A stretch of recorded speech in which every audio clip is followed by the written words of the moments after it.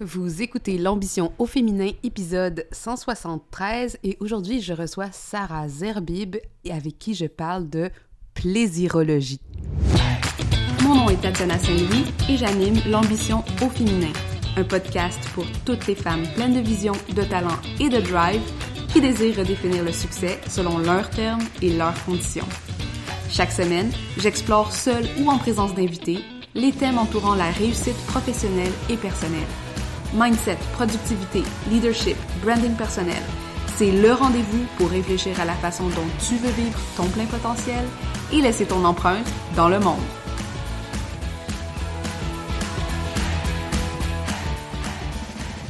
Salut les ambitieuses, j'espère que vous allez bien. Moi, ça va super bien.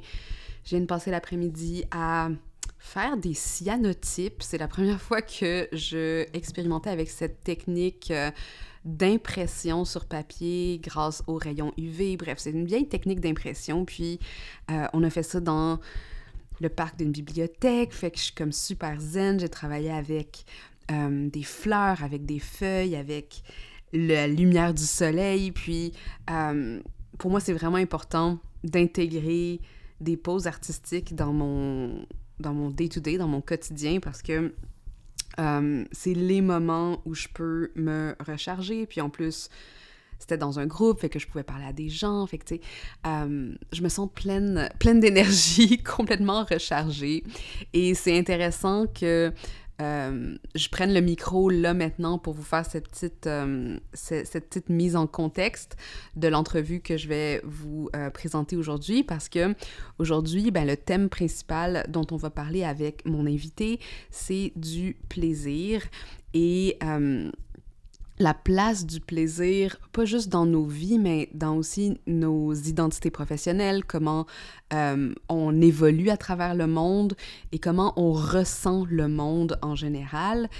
Et moi, ça fait quand même ça fait, je dirais, 3-4 ans que j'ai fait un travail très conscient autour de la réappropriation de mon plaisir, puis pas juste de mon plaisir. Tu sais, quand on parle de plaisir, on pense souvent au plaisir sexuel, mais c'est pas juste ça. C'est genre vraiment comme une présence à soi et à son corps que je sentais qui était de plus en plus étiolée, surtout après avoir donné naissance à ma fille, surtout après avoir investi tellement d'énergie à monter une entreprise, alors que je travaillais à temps plein, bref, avec la pandémie et tout ça. Pour moi, ça a été un travail hyper intentionnel, hyper conscient, de m'assurer que je revenais dans une phase de présence à moi, mais aussi de contact avec qu'est-ce que ça voulait dire pour moi, le plaisir.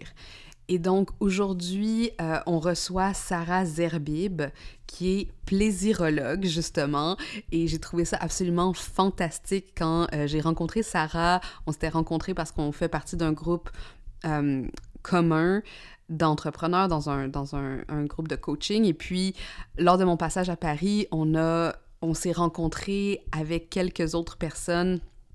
On se connaissait du monde en ligne, mais là, on est allé bruncher, on a appris à se connaître un peu. Après ça, on a fait une soirée de brainstorm autour, genre, de petites bouchées. Puis, j'en ai appris un peu plus sur ce que Sarah faisait et puis sur toute son histoire. Et j'ai trouvé ça absolument fascinant et je savais que je voulais l'inviter sur le podcast pour qu'elle puisse partager avec vous son expertise, mais aussi sa vision autour du plaisir. Donc, qu'est-ce que c'est la plaisirologie? Qu'est-ce que ça fait un plaisirologue? Ça sonne bien, c'est un beau mot, je trouve. Et en même temps, il faut faire la différence avec d'autres mots comme la sexologie ou le métier de sexologue. Et Sarah, elle aime résumer ça en une phrase qui est « La sexualité est une compétence, le plaisir est un art et la plaisirologie invite à s'initier à cet art. » Donc, ce qu'elle propose avec son travail, Sarah Zerbib, c'est de pénétrer dans cet écrin érotique où le moindre souffle de plaisir est sublimé pour nous faire redécouvrir notre vie intime comme jamais on ne l'aurait imaginé. Et on va parler donc autant genre de cette connexion au corps, mais aussi qu'est-ce que ça veut dire « le plaisir est un art ». hein? Puis pourquoi l'art, la beauté, les sensations physiques sont si importantes, même quand on commence à réfléchir à notre entreprise. Puis avant que je vous laisse avec l'entrevue, ça mène vraiment bien à l'invitation que j'ai pour vous de venir à ma masterclass sur le luxe, hein, qui s'appelle Luxe Énergie, parce que le luxe, le plaisir, l'éveil des sens, l'abandon à l'expérience, c'est tous des concepts qui sont reliés et qui, quand on peut enfin s'ouvrir à une définition qui n'est pas nécessairement alourdie par un contexte capitaliste, patriarcal, exploitatif, peut nous ouvrir la porte à un autre degré d'intimité qu'on peut créer avec nos audiences, qu'on peut créer avec nos clients, qu'on peut créer avec nous-mêmes, même dans un contexte business, dans un contexte professionnel. Et c'est ça que je veux développer avec vous, parce que pour moi, le travail autour de ma conception du luxe, de mon expérience et de ma responsabilité de créer des expériences pour mes clients a été énormément nourri par cette reconnexion au sens, reconnexion au plaisir, reconnexion à la beauté qui bien souvent sont associés avec une expérience du luxe. Donc, si vous voulez vous inscrire, je vous mets le lien dans les notes de cet épisode. Vous pouvez aussi aller sur mtamarque.com/luxe pour vous inscrire à la masterclass qui va avoir lieu cette semaine. Donc, sans plus attendre, je vous laisse avec Sarah Zerbib et on va parler de plaisir. Salut Sarah, bienvenue sur l'ambition au féminin. Comment tu vas aujourd'hui? Très bien, on profite des rayons de soleil à Paris, j'adore. Oui, pluie, soleil, la grande tension météorologique Du moment. du moment. Je suis super contente de t'avoir sur le podcast. On s'est découvert il n'y a pas si longtemps que ça, j'ai l'impression, puis je suis tombée en amour avec ton univers, donc j'ai hâte d'en parler avec toi parce que c'est un sujet qui me tient à cœur. Et j'ai toujours une petite question brise-glace pour mes invités, puis celle que je voulais avoir avec toi parce que j'ai vu le mot apparaître dans ton site web en faisant mes petites recherches, c'est comment tu définis et vis l'ambition? Waouh! Oui, effectivement, je pense pouvoir me définir comme une personne ambitieuse. Et je définirais, en tout cas, comment je le ressens, l'ambition, c'est que je me sens appelée à faire des choses. Et je sens que c'est quelque chose qui vibre à l'intérieur de moi. C'est pas forcément un élément très précis, mais je sens que c'est une sorte d'énergie, de mouvement qui, tu vois, qui un peu me tire vers l'avant et qui me donne envie d'y aller. Bon, des fois, ça fait peur aussi parce qu'on peut se dire, mon ambition, elle est trop grande ou on va me prendre pour une folle. Enfin, des fois, il y a un peu de l'ambivalence autour de l'idée de l'ambition, surtout peut-être en tant que femme. Mais pour moi, c'est vraiment quelque chose qui me fait à la fois rêver, qui peut me faire peur, qui me fait envie et, euh, et je me dis, ouais, j'ai envie que ma vie serve aussi à ça, à accomplir des choses. Et parfois, on en vient à accomplir des choses dans sa vie qu'on n'imaginait même pas. Et Hmm. je trouve qu'il y a aussi de la beauté à observer des fois ces moments où on s'imaginait pas arriver à tel arrêt ou destination ou arrêt dans le sens où ça fait partie d'un voyage et on se dit ah ouais en fait c'est pas mal aussi là. Génial. Ce que j'entends, puis tu n'as pas utilisé ce terme-là, mais il y a comme une force créative, il y a un courage C'est dans, vrai, dans c'est ta vrai. définition de l'ambition. Effectivement, il y a un peu une phrase que je me suis dit à des moments où j'hésitais, tu vois, à y aller. Et la phrase que je me suis dit à ces croisées des chemins, c'est si tu le fais pas maintenant, tu le feras jamais. Donc c'est un peu le coup de pied au derrière, mais dans le sens où je sais que j'ai envie d'y aller, mais tu vois, tu as la peur de est-ce que je vais y arriver et qu'est-ce que les autres vont penser et tout ça. Et à un moment, je me dis mais c'est juste moi avec moi-même Et des fois, je me dis, ah, quand j'aurai 80 ans, que je serai une mamie, je serai trop contente de raconter ça. Mhm. Donc voilà. Génial, merci. Euh, oui, puis j'avais trouvé ce terme-là d'ambitieuse. Puis encore une fois, c'est un terme que je pense que les femmes se réapproprient de plus en plus au fil des ans, puis ça m'intéresse beaucoup d'entendre ces définitions-là. À côté de autre chose que j'ai trouvé super intéressant, qui est ta définition de la plaisirologie. Puis c'est la première fois que je l'entends, du moins, ben, que j'entends ce néologisme, à moins que ce soit un mot qui existait déjà. Je sais pas si c'est quelque chose que toi, tu t'es approprié, mais Je pourrais te je... dire. Ouais, je serais vraiment curieuse de savoir ça. Mais la façon dont tu l'expliques dans ton site, qui est vraiment clair selon moi, et en même temps qui a besoin d'explication, je crois, c'est la case manquante entre sexologie et psychologie. Donc, Hmm. oui, comment est venu ce terme et qu'est-ce qu'il représente? Qu'est-ce que ça veut dire exactement la plaisirologie? Alors, pour être tout à fait honnête, c'est pas un mot qui vient de moi, mais ça vient d'une ex-amie, puisqu'on s'est séparés amicalement. Mais on était dans un coaching business dans lequel elle m'avait introduite, puisque moi à l'époque j'étais pas du tout coach, j'étais pas du tout dans cet univers-là, et je me méfiais énormément de cet univers-là. Finalement, j'ai pris connaissance de ces coachs et ça a résonné à l'époque avec moi. Et ça répondait aussi à finalement quelque chose que je cherchais en termes de redesign de mon activité, puisque je venais de l'institutionnel, j'étais psychologue à l'époque dans les hôpitaux, enfin dans des centres publics, donc vraiment une logique très très différente de quelqu'un qui bosse en indépendante. Et je m'étais installée en fin 2019, donc vraiment quelques mois avant le Covid. Et l'année 2020, en termes de psychologie, ça a été très très lourd. J'ai frôlé le burn-out et je me suis dit, je veux pas travailler comme ça. Donc je suis ce coaching business et je sais que je veux commencer à travailler sur autre chose, je veux travailler différemment. Un des sujets qui me passionne et qui m'a beaucoup animée sur plusieurs niveaux, c'est le corps. Et donc, je faisais je faisais des shootings boudoirs, je continue de faire des shootings boudoirs. J'adore tout ce qui est de l'ordre de l'esthète, la sensorialité. J'étais blogueuse beauté pendant une dizaine d'années et je renoue avec cette passion récemment.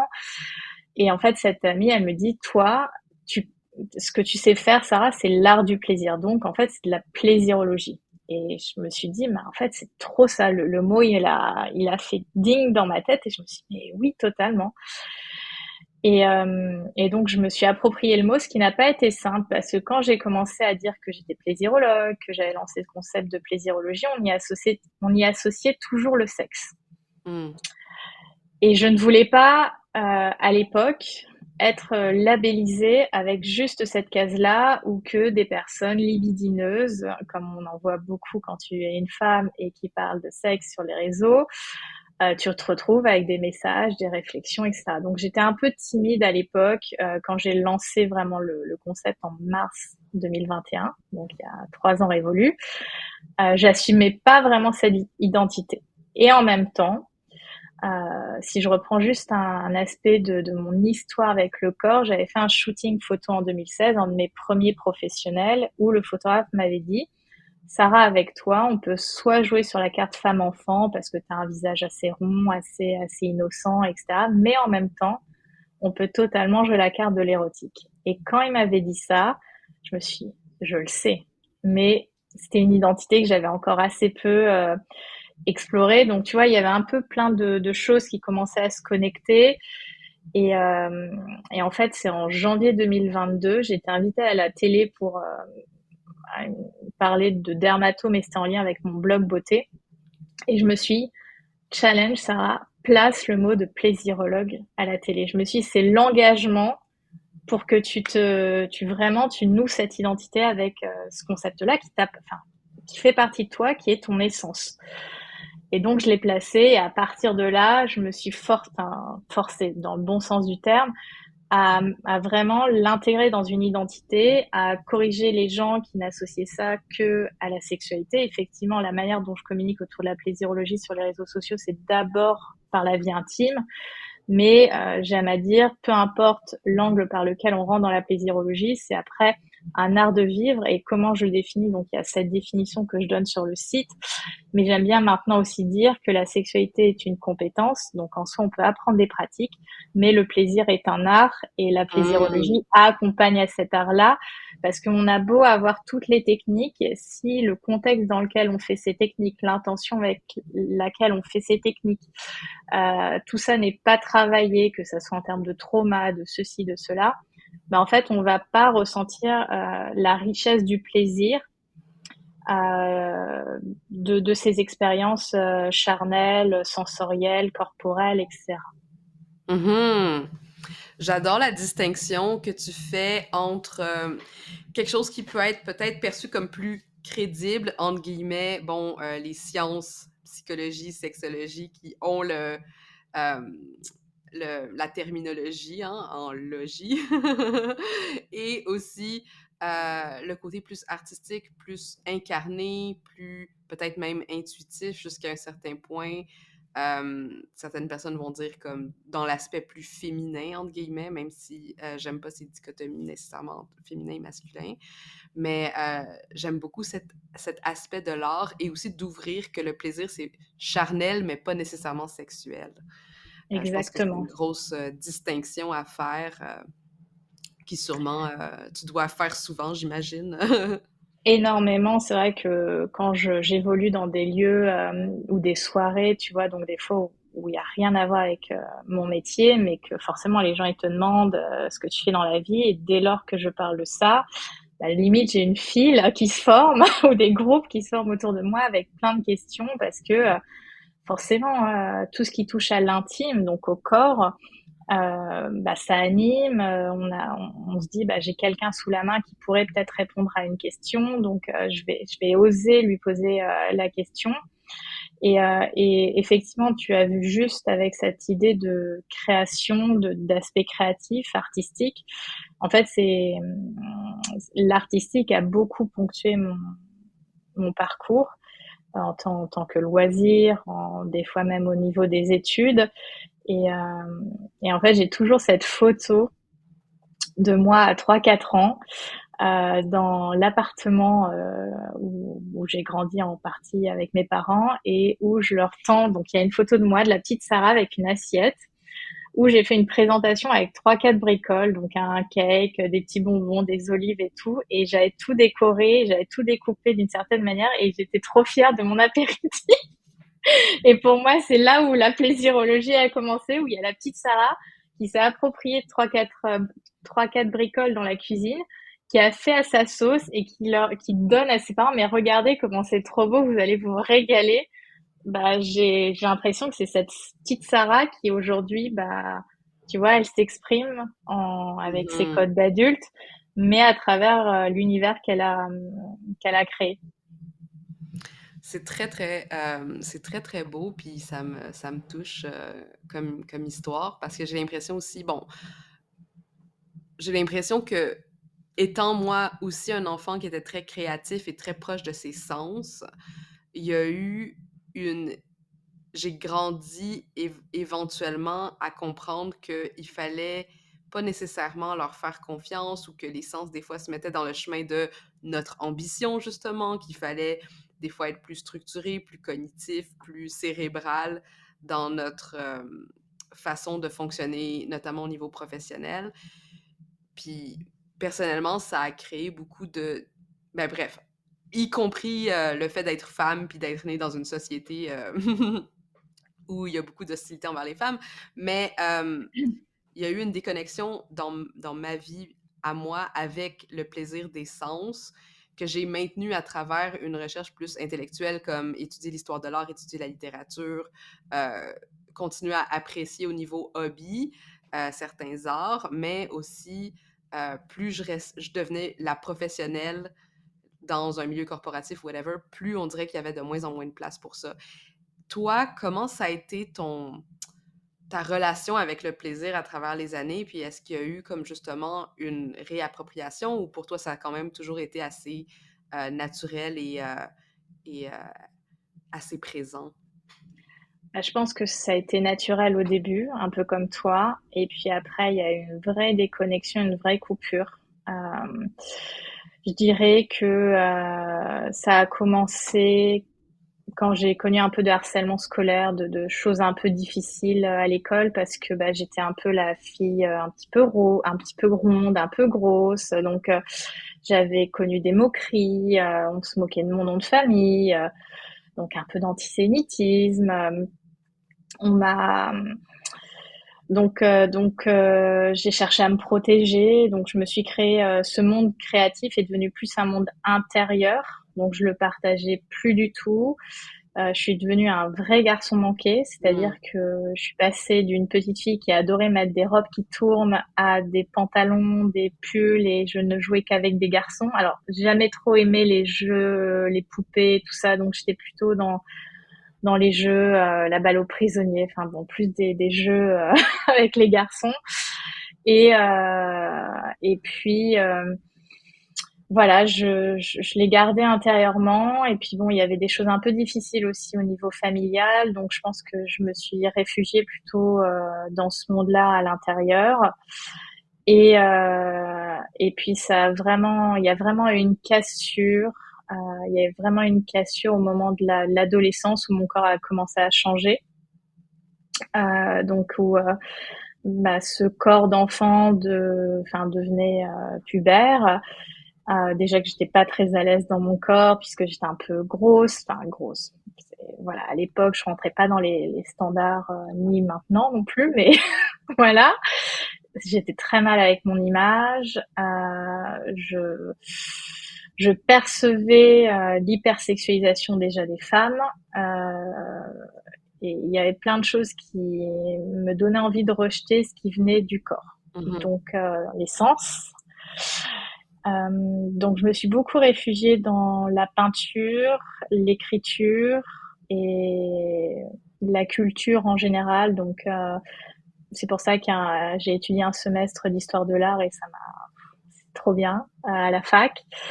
Et j'ai commencé à renouer avec mes sens quand j'ai voulu apaiser ma relation à la nourriture, parce que j'ai connu l'hyperphagie, donc un trouble du comportement alimentaire associé à leur trigger warning. J'ai pas de problème à en parler, mais si les personnes qui ont du mal avec les agressions sexuelles peut-être peuvent couper là, avec un vécu incestuel. Donc ça plus ça a fait que je protégeais mon corps, donc il y avait des couches de kilos, finalement pour le rendre moins sensible et moins désirable.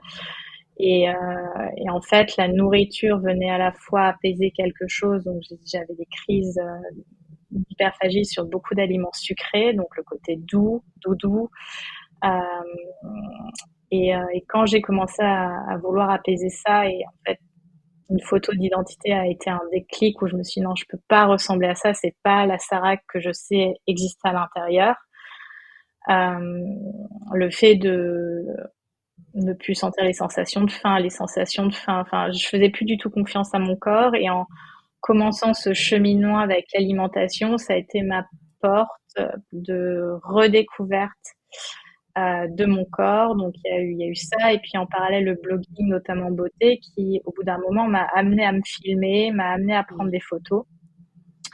Et le fait d'être en lien et d'être un peu forcée à regarder mon image, à voir aussi l'évolution de mon image, a fait que j'ai commencé à explorer cette relation au plaisir, à mes sens et donc à mon identité.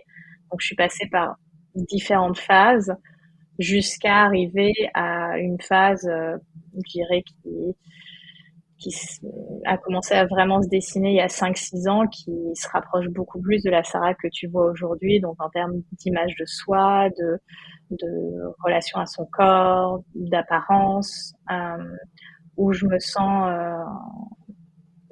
bien, tu vois, je sens plus de tension, je sens plus que j'ai besoin d'en faire trop pour me sentir femme. Alors pour des personnes, peut-être mon image c'est trop pour elles, mais par rapport à comment je me maquillais il y a 10 ans, c'est 3 fois moins de maquillage. Enfin, donc vraiment, il y a eu des phases, donc l'alimentation, le blogging, et la dernière case qui m'a énormément aidée, c'est la danse. et Hmm. notamment la danse latine où tu danses en couple et donc tu te fais toucher. Mais quand tu danses en couple, tu as un vrai cadre, les mains sont censées aller à certains endroits. Ben, en fait, ça a été aussi une très grande étape pour me réapproprier mon corps, me sentir en sécurité avec mon corps quand quelqu'un le touchait. Et 15 ans plus tard, je fais toujours de la danse et ça fait partie de moi. Et j'imagine pas ma vie sans la danse parce que au-delà de la relation à mon corps, c'est venu affiner énormément de choses en termes de sensorialité. Et il y a beaucoup de parallèles que je fais avec mes clientes entre des choses que j'ai captées à la danse, mais qui s'appliquent aussi à la vie intime. Et pour moi, c'est un vrai terrain de jeu, quoi. Et Hmm. je m'en inspire beaucoup de cette expérience personnelle. Hmm. Wow, merci pour tout ça. C'est vraiment riche et je me reconnais dans plusieurs parties aussi de ton histoire, dont la déconnexion initiale en tant que femme dans justement ces environnements où on se sent pas en sécurité. Est-ce que pour toi, étudier la psycho puis la sexo, c'est venu en parallèle ou tu sais, pourquoi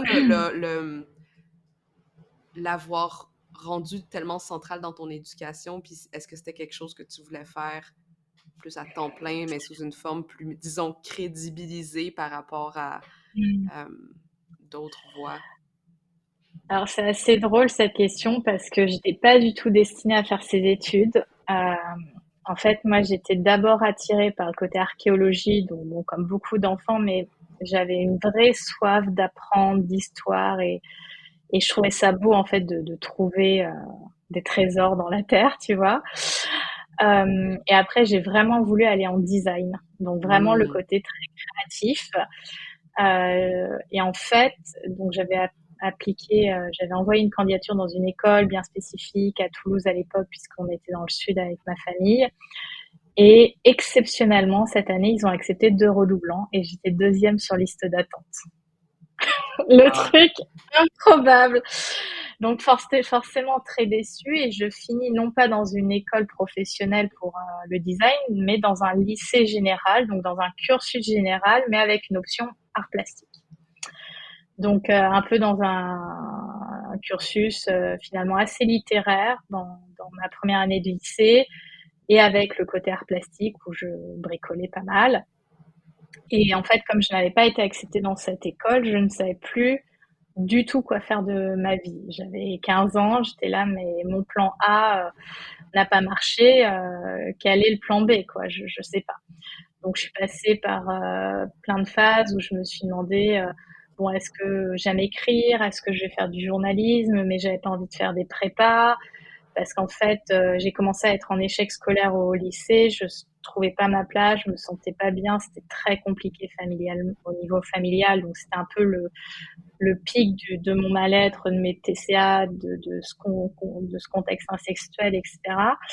Et bon, bah, comme entre la seconde et la première, tu dois faire un choix de est-ce que tu vas en littéraire, en scientifique ou en économique. Bah, j'ai un peu suivi l'adage qui dit bon bah va en scientifique, ça t'ouvre plus de portes. Mhm. Euh, Comme j'étais plus dans une seconde littéraire, j'avais une très bonne prof de français qui m'a euh, fait renouer avec les cours de français. Alors elle était très dure mais très juste, elle m'a beaucoup encouragée. C'était vraiment une prof un peu à l'ancienne mais que j'ai beaucoup aimée. Et après, je suis tombée sur des profs en première beaucoup plus scientifiques et j'avais plus trop le niveau. Finalement, on avait moins fait de choses dans le programme. Donc, j'étais un peu à la traîne. Ça a commencé à être compliqué. J'avais plus trop envie de m'investir en cours. Je trouvais même pas ma place.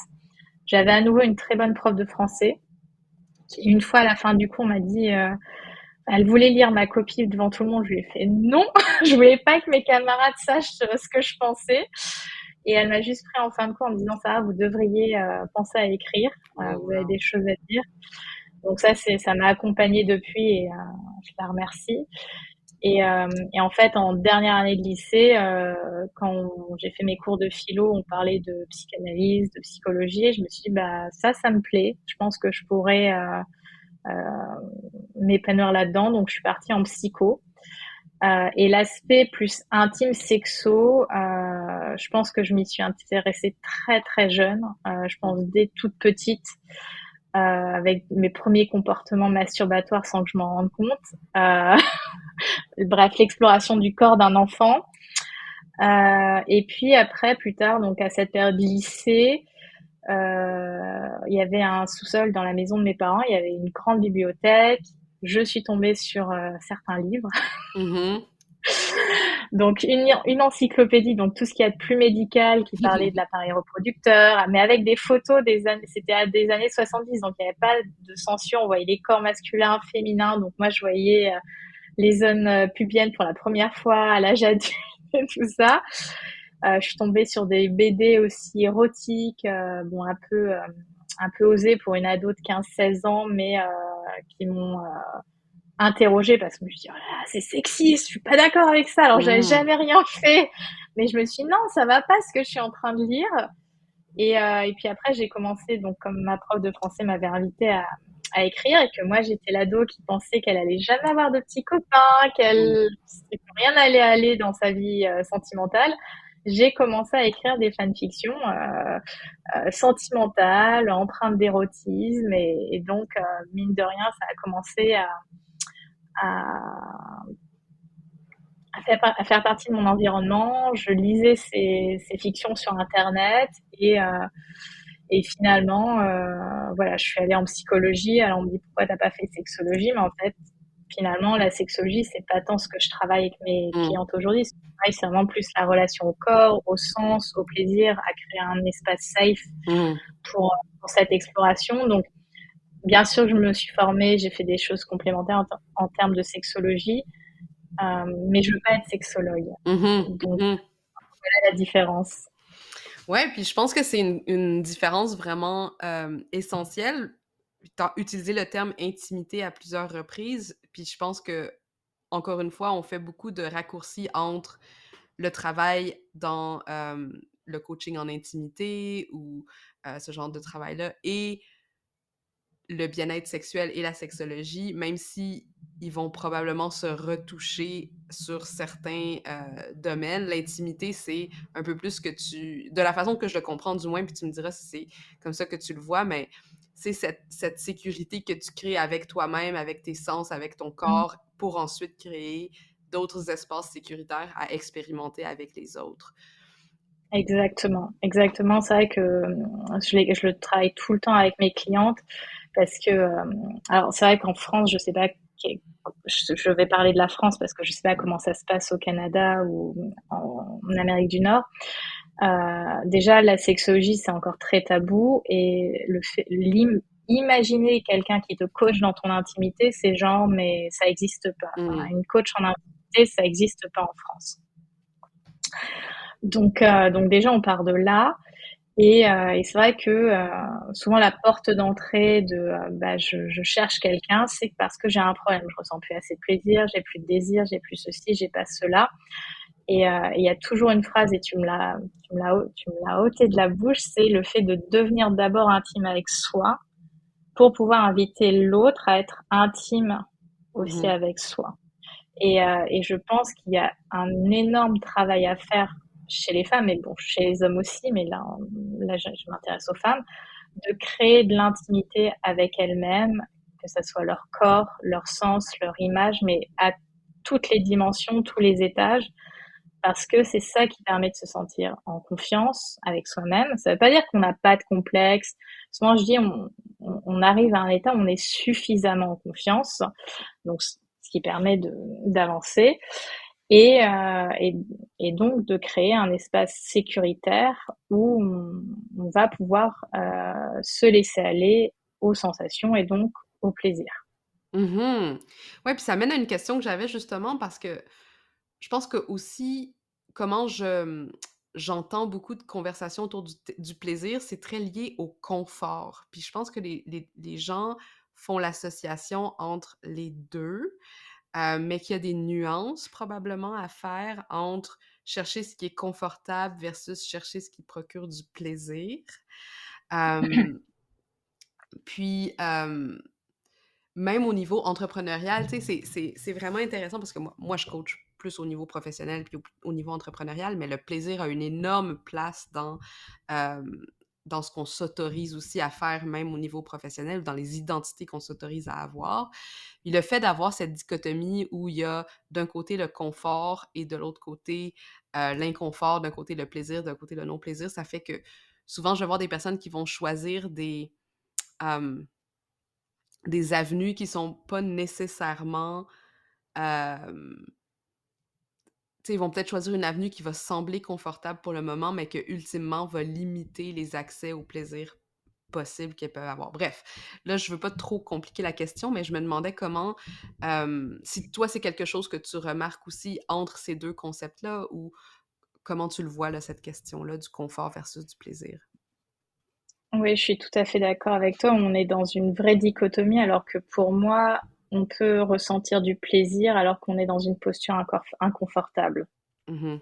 Euh, je veux dire, des fois, tu peux être amené, je sais pas, je prends l'exemple de parler en public, ça te stresse, mais tu es tellement contente de parler d'un sujet qui t'anime que tu vas prendre méga plaisir, mais peut-être t'as les mains moites, t'as le cœur qui bat à fond, et l'un n'empêche pas l'autre. Et je pense qu'on est trop dans l'exclusion de c'est ça ou ça, plaisir versus déplaisir, alors que tout est lié, tu vois. C'est comme si je prends un exemple dans la sexualité, dans le côté charnel, entre ce qui fait du bien et ce qui fait mal. Mm. Des fois, il n'y a pas grand-chose, tu vois, en termes d'intensité, ou de position, ou voilà, de durée. Parfois, on peut vite basculer dans l'un l'autre, mais ça ne veut pas dire que quand on bascule, il n'y a plus du tout de plaisir. Il peut y avoir une autre forme de plaisir euh, auquel on s'attendait pas.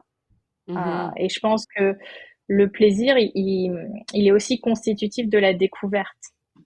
Je veux dire, il y a pas longtemps, j'ai mangé pour la première fois du caviar. Moi, j'aime pas du tout les autres poissons. C'est vraiment pas du tout mon délire. Et bon, je voulais quand même faire honneur à ce super repas. Et donc, j'ai pris genre 2 grains. J'étais là, oh là là, la honte et tout. Et donc, j'essaye de voir, moi, est-ce que ça a le goût d'iode, de poisson. Et en fait, ça a un goût de noisette. Et je me suis dit, waouh, la texture et tout. Et je pense que le plaisir est aussi dans cet émerveillement de s'autoriser à découvrir des nouvelles choses qui peuvent nous sembler euh, en dehors de notre zone de confort. Euh, mais même si j'aime pas, est-ce que j'ai quand même pris plaisir à la découverte? Il y a des choses, finalement, on va pas aimer. Mhm. Mais est-ce que le processus d'exploration m'a amusé, m'a permis d'apprendre quelque chose, ouais, m'a fait avancer dans la connaissance que j'ai de moi? Mhm. Ouais, puis ça mène à ce qu'on disait tantôt sur la créativité, puis l'espace créatif, puis la plaisirologie comme art, parce que même dans n'importe quelle pratique artistique, on a les moments où, bon, j'ai pas envie de pratiquer mes gammes, ou j'ai pas envie de Mhm. faire des tests de couleurs, ou peu importe, mais que ultimement, quand on regarde le chemin vers la maîtrise, ou ce que ça nous procure dans la, tu sais, la grande expérience, on a beaucoup plus de nuances et de complexité dans ce qu'on vit. Puis j'adore cette notion d'émerveillement et d'enchantement parce qu'il y a quelque chose aussi dans suspendre le jugement pour pouvoir s'autoriser le plaisir ou pour pouvoir s'autoriser des expériences où le plaisir serait possible. J'aime bien l'expression, alors c'est plus en anglais que je trouve elle sonne bien, mais bon, elle peut sonner bien en français, c'est The Art of Noticing, donc Mmh. l'art de repérer. Et c'est d'aller, et c'est ça aussi qui me plaît dans la plaisirologie, c'est d'aller chercher ce qui est beau, tu vois. Peut-être c'est pas beau de prime abord, tu vois, ça peut être un bourrelet, une vergeture, si on parle du corps ou autre. Et en fait, peut-être selon cette lumière, selon avec tel tissu qu'il dévoile, avec peut-être une huile que j'ai appliquée sur mon corps, etc. Bah en fait, je vais me laisser émouvoir et je vais me dire en fait si c'est beau. Il y a de la beauté dans cette partie peut-être de mon corps que j'aime pas ou qui me met peut-être pas à l'aise parce que voilà, ça me rappelle telle histoire ou telle partie de ma vie. Mais en fait, je peux voir sa beauté. Mmh. Mhm. Ouais, la beauté. J'avais enregistré un épisode qui disait est-ce que la beauté a de la place dans nos entreprises? Puis, Grande question. grande question, mais je pense qu'on est probablement alignés sur la direction dans laquelle on amènerait ça. C'est c'est dommage qu'on la considère tellement accessoire Hmm. parfois dans nos vies ou qu'on la minimise dans ce que ça peut avoir comme effet transformateur.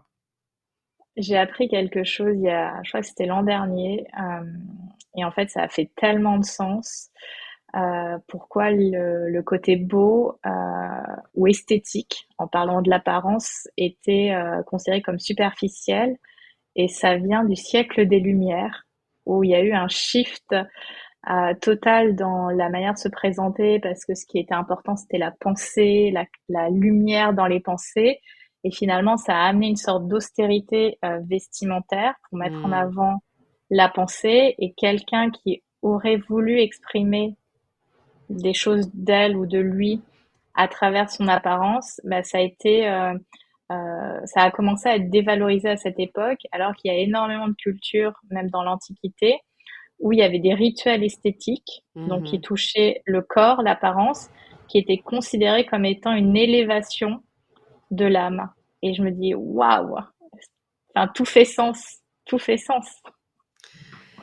J'en ai des frissons. Puis aussi, j'aime. En tout cas, j'adore l'univers que tu as créé, le fait d'avoir comme justement ce blog beauté, puis d'avoir ce côté. En plus, tu as appelé ton entreprise Âme Fauve, puis pour quelqu'un qui a étudié en histoire de l'art, les fauves, c'était un mouvement que j'aimais beaucoup parce qu'il y avait cette Ah, je suis pas vie. au courant. Ben bref, t'iras regarder les fauvistes J'ai qui regardé. ils étaient, là. Je pense Ah oui, que les fauvistes. ils ont. Tu sais, ils ont cette relation aussi avec la couleur et avec l'intensité de la couleur qui est très forte pour les sens, justement. Mais bref, ça, c'est comme on diverge dans un autre, dans un autre sujet.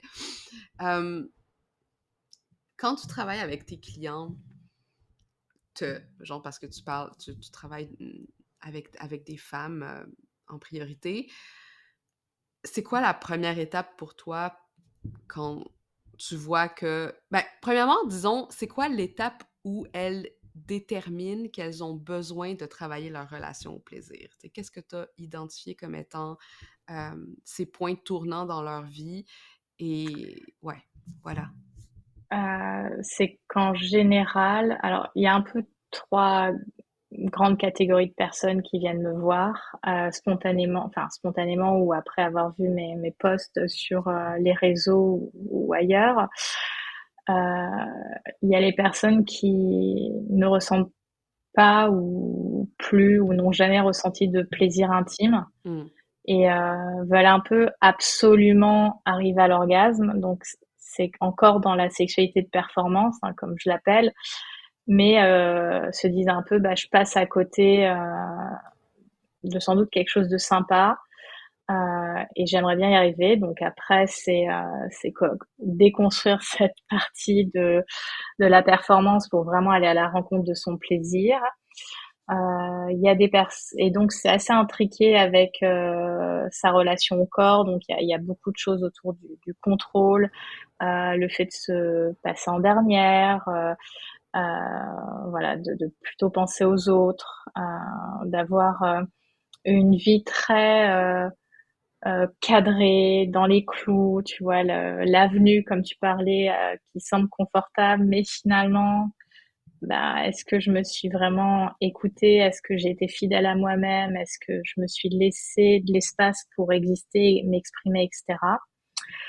Il y a des personnes qui viennent, il y a une catégorie de personnes qui viennent, notamment des personnes assez jeunes, donc aux alentours de 25 ans,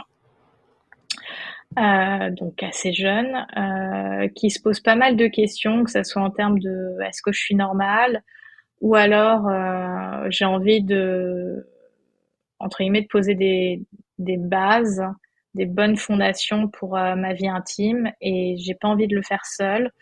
Et l'univers de Sarah m'a parlé, et donc je vais faire appel à Sarah, et il y a une troisième catégorie de personnes qui ont tendance à me voir et là plutôt viennent en couple.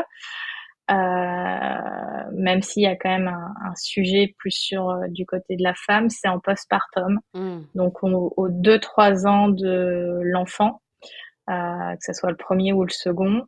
Une fois que vraiment la partie bébé a commencé à se calmer et que bah, le couple papa-maman se disent bon bah se dit ok là on s'est familiarisé avec notre identité de papa-maman, mais l'homme et la femme, ils sont où? On Mm. s'est éloignés, on se retrouve plus.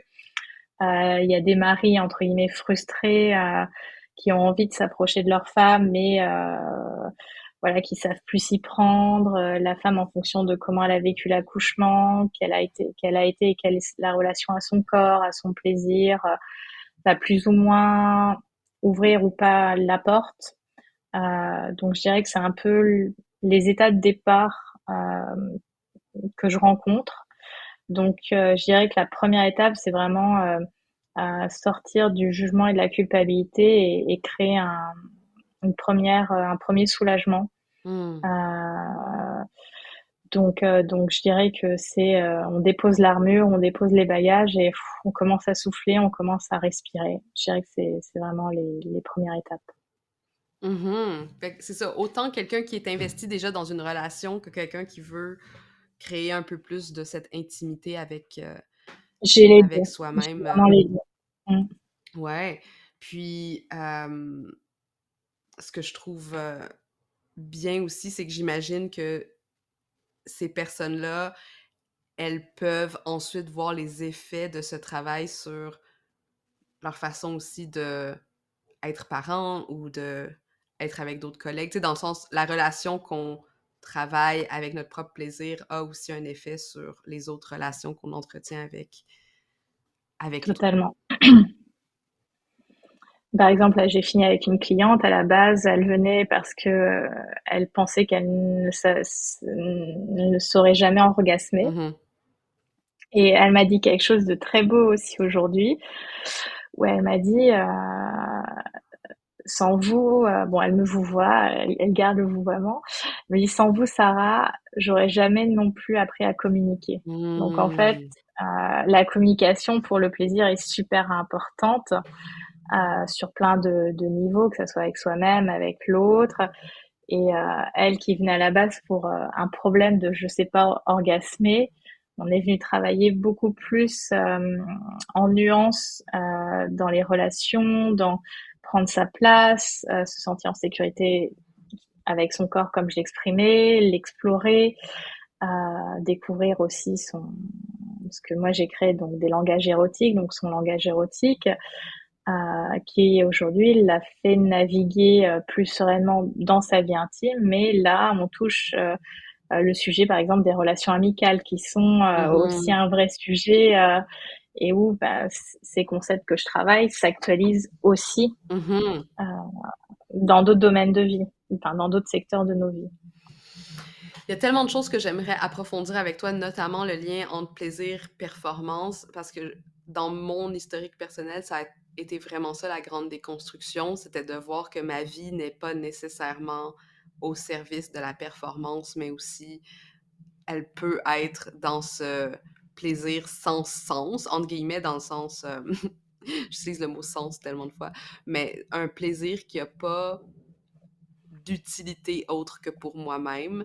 Puis j'avais lu un livre, je me rappelle plus si c'était dans Pussy de Mama Gina, mais où elle disait que il y a tellement de terminaisons nerveuses dans les organes génitaux féminins que c'est un des plus beaux cadeaux qui sont faits à la femme.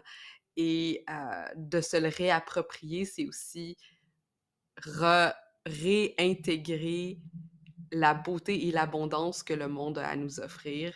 Puis je trouvais qu'il y avait vraiment une beauté dans dans ce lien entre notre corps, le plaisir, le monde et tout ce qui nous entoure. C'est vraiment Mmh. un côté très connecteur euh, de Mmh. cette habileté au plaisir. Même au-delà des appareils génitaux, personnellement, je suis fascinée par l'organe de la peau. Mm. Et la peau, c'est vraiment cette frontière entre ce qui est à l'intérieur de mon corps et ce qui est à l'extérieur de mon corps.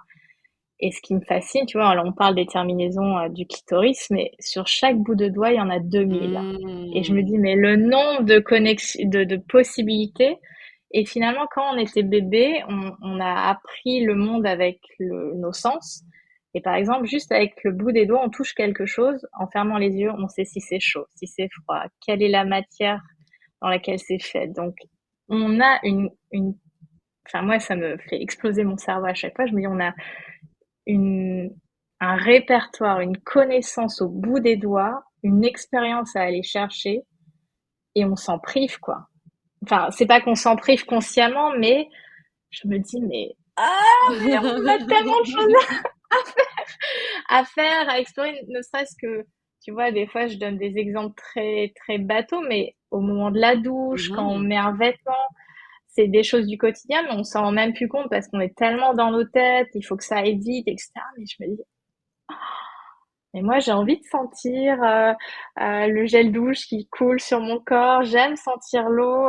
Et bien sûr on est prise, et moi aussi, dans le quotidien, mais juste tu prends 10 secondes, tu respires et tu te concentres sur ce qui se passe sur ta peau. Et je me dis, mais c'est tellement beau d'avoir eu ce cadeau de la nature où on a cet organe qui fait la frontière, qui nous permet de ressentir, nous émouvoir.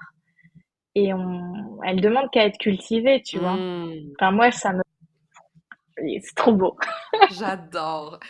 Sarah, c'est le moment où on doit terminer cette conversation. Dis-nous où on peut te suivre. C'est quoi tes plateformes préférées pour rester en contact? Alors, mes plateformes préférées, je suis présente, j'ai envie de dire partout, mais vraiment pour avoir un bon sens de la plaisirologie, c'est Instagram, donc @amfauve. Je suis aussi très présente sur YouTube, donc où chaque semaine, je crée des contenus autour des relations, de la sexo, tout simplement du plaisir intime. J'ai un podcast également, le blog Amfauve. Ouais, TikTok pour le côté coulisses, lifestyle, ma vie un peu perso si ça vous intéresse. Et puis voilà, c'est déjà pas mal. C'est déjà pas mal. On va mettre tous les liens dans les notes de cet épisode et je te remercie infiniment d'être venu nous partager cet art, cette vision aussi du monde. Et j'espère qu'on aura la chance de se reparler. Oui, j'espère aussi. Merci beaucoup, Tatiana. Merci.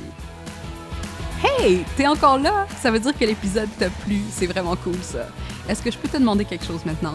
Aide d'autres femmes comme toi à découvrir le podcast en déposant des étoiles d'appréciation pour l'ambition au féminin. Sur Apple Podcast, c'est facile, défile tout en bas de la page de l'émission où tu vois les avis et tape sur le 5 étoiles pour faire exploser mon cœur de joie. Sur Spotify, c'est encore plus simple. Navigue sur la page du balado et tape l'icône en étoile en bas de la description. Merci d'avance, je t'apprécie beaucoup.